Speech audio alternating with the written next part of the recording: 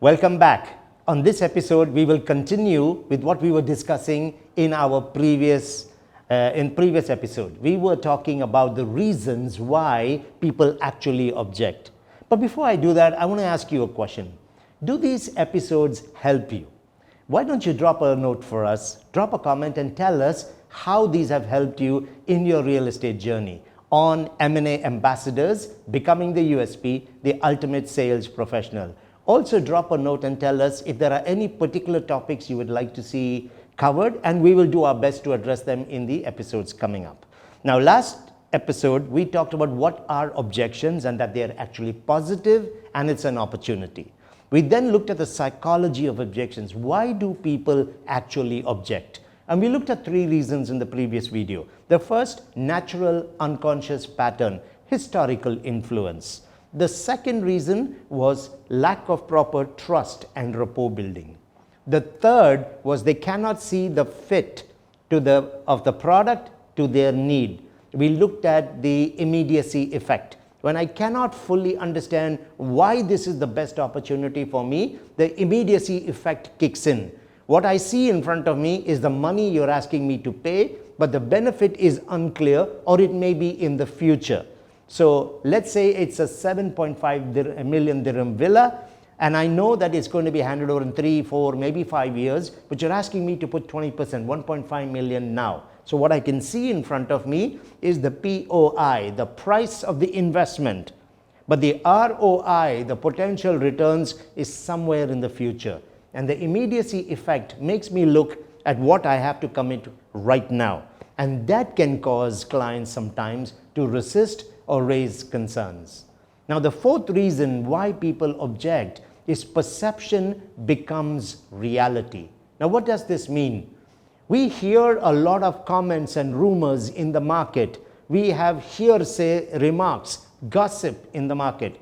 Now, if my friend tells me that now is not a good time, I think you should wait, many units are going to be handed over, and because it's my friend who said it, or an investor who I know has spent some time in the market, I tend to accept what is his belief or his perception, but I never really question where exactly did he get that information from.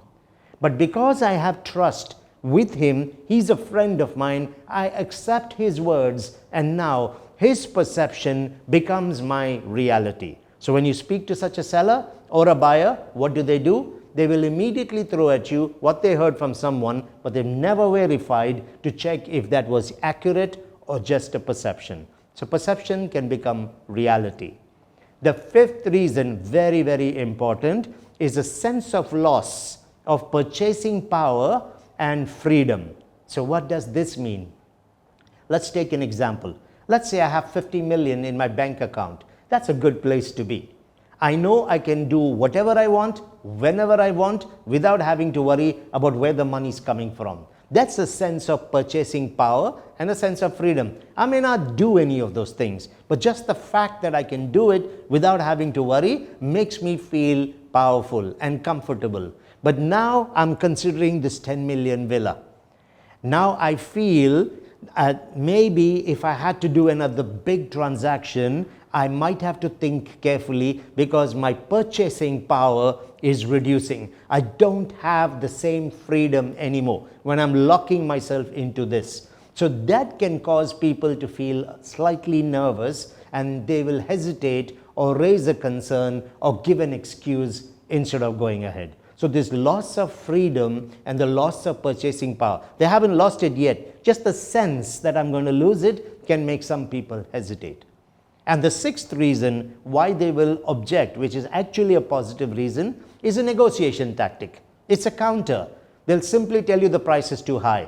I'm not convinced this community will give you that kind of return. Their projects are always delayed. The global economic scenarios do not recommend that I invest right now. You've got a negative political event happening just across your borders. They'll come with all these statements, but it's actually a negotiation tactic. So it could be one of the reasons why they're raising the objection. But this last one, the negotiation is positive. You wouldn't really negotiate for something if you were not interested in it, would you?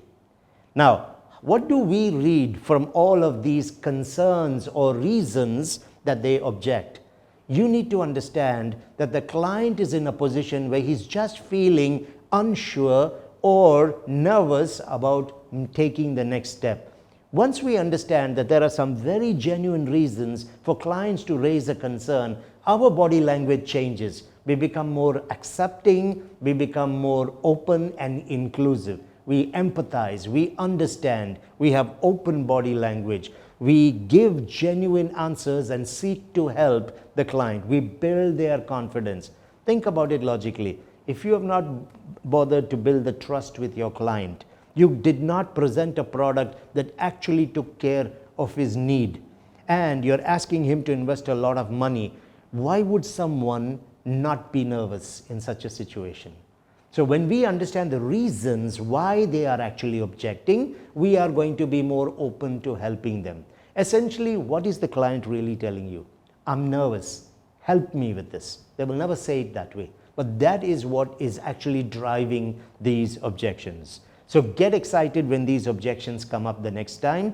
Don't be intimidated. Don't for a second believe that the client has decided not to buy just because he has raised these statements. Remember, the client has come to meet you. He's sitting with you. He's taken the time to come in the middle of the desert and spend 2 to 3 hours with you. Of course, he's interested. There are just some questions that are unanswered or some uncertainties, and therefore he's voicing the objection.